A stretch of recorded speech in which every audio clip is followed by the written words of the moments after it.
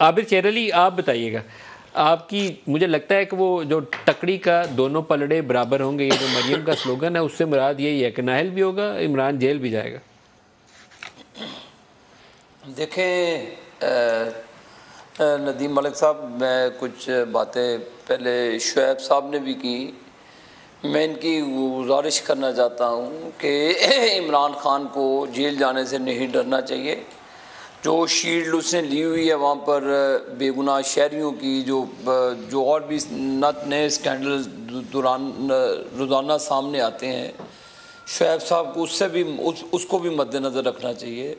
شعیب صاحب کو یہ بھی مد نظر رکھنا چاہیے تھا کہ نواز شریف پر پیناما شروع کر کے اقامہ کی بنیاد پر ان کو ڈسکوالیفائی کر دیا گیا، اور جس شواہد کے بنیاد پہ کیا گیا۔ عمران خان کے اوپر تو کیسز ہیں بھائی، توشہ خانہ کے کیسز ہیں، منی لانڈرنگ کے کیسز ہیں، وہ کیسز ہیں جو وہ خود مان چکا ہے۔ بیٹی میں نے نہیں چھپائی تھی، عمران خان نے چھپائی تھی۔ نواز شریف تو اپنی بیٹی کے ہمراہ میرے بھائی سزا کاٹنے کے لیے آیا، اس نے کہا مجھے کوئی جیل میں جانے سے ڈر نہیں لگتا۔ نواز شریف نے کبھی اپنے کارکنوں کو نہیں کہا کہ جی سار ادھر بنائیں، میں جیل نہیں جاؤں گا۔ میرے بھائی معاملات کو آپ دیکھیں، آئی ایم ایف کے ساتھ معاہدہ نواز شریف نے نہیں کیا تھا، آپ کے عمران خان صاحب کر کے گئے تھے، ان کی کیبنٹ کر کے گئی تھی۔ آپ مجھے بتائیں ندیم ملک صاحب، ایک منٹ سے میں شعیب صاحب سے سوال کرتا ہوں کہ ندیم بابر جو 3 ارب روپے کے S N G P L کے ڈیفالٹر تھے، ان کے اوپر انہوں نے ریکوری کا کیس ڈالا۔ عمران خان نے ان کو وزیر بنا کر وہ دودھ کے راکھے بلا بٹھا دیا وہاں پر، تاکہ وہ جو ریکوری تھی وہ 3 بلین سے بھی بڑھ کے کافی حد تک آٹے کا اسکینڈل، چینی کا اسکینڈل، ادویات کا اسکینڈل، جو بھی صفحہ پرکھیں گے ادھر چوری عمران خان کی نظر آئے گی۔ شاید یہ بول پڑتے جب مریم نواز کو پکڑا گیا، سال سے اوپر نواز شریف کو جیل میں رکھا گیا، اس وقت بھی آپ کہتے تھے جی عدالتوں میں ناانصافی، ہماری تو کیسز نہیں سنے جاتے تھے، ابھی تو دوسرے دن ابھی پکڑتے نہیں ہیں، وہ بیل لے لیتے ہیں، ہماری تو وہ بیل لینے کے لیے سال وہ کیسز کو کارپیٹ کے نیچے پھینک دیتے تھے۔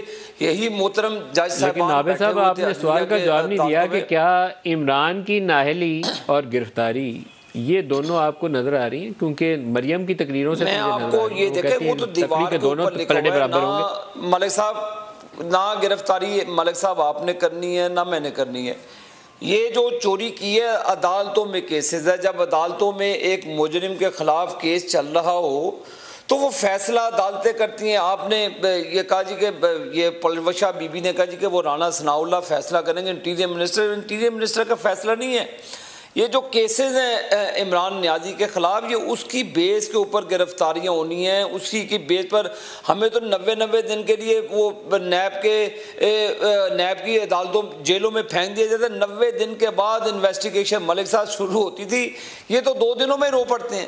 تو لہٰذا میں آپ کو گزارش کروں کہ جو عدالتیں ہیں ان کا بے حد احترام ہے، فیصلہ عدالتوں نے جو بھی کرنا ہے اسی کی، اب جو یہ ڈر کیوں نہیں ہے، کیونکہ ان کو پتہ ہے کہ میں جب پیش ہوا تو فرد جرم عائد ہو جائے گی، فرد جرم عائد ہوگی تو روزانہ پیشیاں ہوں گی تو میں سزاوار ہو جاؤں گا۔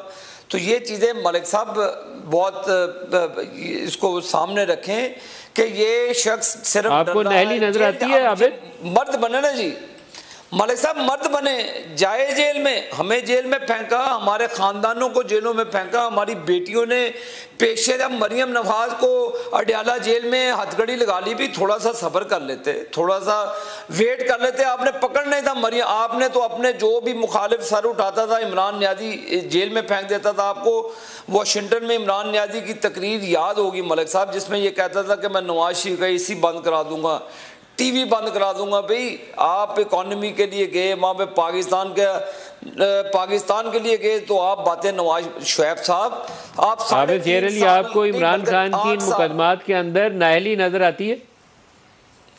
میں نے کہا 200% نظر آتی ہے ملک صاحب، 1% نہیں۔ مجھے عمران خان کی نااہلی ان مقدمات میں الحمدللہ 200% نظر آتی ہے۔ یہ کسی کی سفارش سے نااہلی نہیں ہوگی، یہ جو چوری انہوں نے کی ہے، جو معاملات انہوں نے چھپائے ہیں، ہمیں تو بیٹے کے تنخواہ نہ لینے سے نواز شریف صاحب کو ڈسکوالیفائی کر دیا جاتا ہے.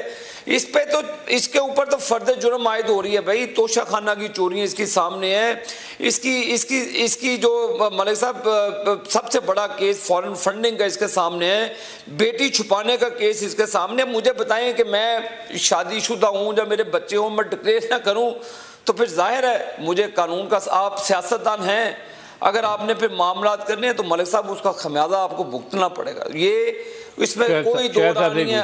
شہر صاحب آپ فرمائیے گا, یہ تینوں مقدمات کے اوپر کافی زیادہ اپوزیشن, جی کافی زیادہ یہ پی ڈی ایم کے اندر موجود جو جماعتیں ہیں ان کا خیال یہ ہے کہ عمران خان کی نہلی ہو سکتی ہے. آپ کی رائے کیا ہے؟ دیکھیں, پہلی بات تو یہ ہے کہ جو 3 مقدمات ہیں نا, پہلا مقدمہ آپ اگر ان کی بیٹی کا معاملہ ہے تو یہ 3 high courts time and again یہ فیصلے دے چکی ہیں دس کی not be reopen at this stage. اس لیے مجھے تو اس میں کوئی چیز نظر نہیں. لیکن اسلام آباد ہائی کورٹ کے چیف جسٹس بیٹھے ہوئے ہیں, کوئی سوچ کے کیس کھولا ہوگا نا. تو کیس سب جوڈیس سے میں کچھ نہیں کہہ سکتا, لیکن آلریڈی یہ ڈیسائیڈڈ ایشو ہے.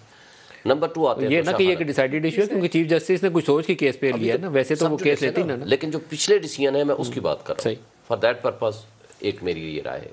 دوسرا کیس ہے ان کا توشہ خانہ والے کیس میں کچھ بھی نہیں ہے سوائے اس بات کے, اب جو اسپیکر نے بھی بھیجا اور جو انہوں نے بھیجا الیکشن کمیشن نے, صرف ایک الزام لگایا کہ جی انہوں نے ٹائم پہ وہ جو گوشوارے ہیں وہ جمع نہیں کرائے. صرف اتنا ایک الزام ہے. بلکہ اس سے زیادہ خطرناک جو کیس بنتا ہے وہ نواز شریف, آصف علی زرداری, یوسف زئی گیلانی کے خلاف ہے کہ جو گاڑیاں without in accordance with rules لے نہیں سکتے تھے انہوں نے وہ لیں. لہٰذا اگر یہ ان کو اعتبار رکھیں گے یا جو وہ انہوں نے لسٹ جمع کرائی ہے لاہور ہائی کورٹ میں, جب یہ چیزیں کھلیں گی تو ان کے خلاف زیادہ جائے گا. اس لیے سر اچھا نہیں ہے, چاروں کو ایک ہی دفعہ میں سزا ہو جائے گی, اس سے تو اچھی بات ہی کوئی نہیں ہو سکتی. لیکن میرا نہیں خیال کہ اس پہ عمران خان بھی, زرداری بھی, شہباز بھی کنسالیڈیٹ ہوگی. جب یہ کنسالیڈیشن ان کو نہیں ہوگی, چوتھا پچھلی گلی سے جب یہ کنسالیڈیٹڈ کیسز ہوں گے. دیکھیں, ایک ہے جس نے رولز کے مطابق لی ہے. اگر اسیسمنٹ اینڈ ایویلویشن کمیٹی کو کوئی شوکاز نوٹس جو آج تک نہیں جاری ہوا, عمران کی اپنی حکومت کس نے شوکاز کرنا, آج کی بات کر رہا ہوں نا, وہ تو کیبنٹ کمیٹی میں آج بھی ممبران بیٹھے ہوئے نا. کسی ایک بندے کو ایویلویشن کمیٹی کے ممبر کو اگر انہوں نے شوکاز نوٹس دیا ہو تو پھر تو ہم مانیں گے کہ یہ بات ان کی درست ہے. اور اگر ایسا نہیں ہے دے دیں گے, آپ دے دیں, اچھی بات ہے, دے دینا تاکہ فیکٹ سامنے آئیں گے. اور اگر نہیں دیا تو فارن فنڈنگ بھی اسی طرح, اور اگر نہیں دیا, اب تیسرے کیس میں آ رہا ہوں فارن فنڈنگ میں. Foreign funding case he total مختلف ہے. فارن فنڈنگ میں ٹوٹل سزا فارن فنڈنگ میں جو ہے وہ یہ ہے کہ پیسے ضبطگی کا کیس ہے اور اس کے علاوہ کچھ بھی نہیں ہے. اور اگر پارٹی انوالو ہو کہ ملک کی سلامتی کے خلاف انڈر دی کانسٹیٹیوشن, پھر پارٹی پہ پابندی ہوتی ہے. فارن فنڈنگ کی جو میکسیمم ہے وہ بڑی خطرناک ہے. وہ تو گورنمنٹ ڈکلیریشن لے کے چلی جاتی ہے سپریم کورٹ میں ٹو بین دی پارٹی, اس اسٹیپ تک نہیں جانا, اس اسٹیج تک نہیں جانا چاہیے. میری رائے مانگی نا, یہ 3 کیس ہیں جس کے اوپر میری رائے یہ ہے کہ نااہلی نہیں بنتی. باقی ہمارے ملک میں کچھ بھی حالات ہو سکتے ہیں, الگ بات ہے. میں صرف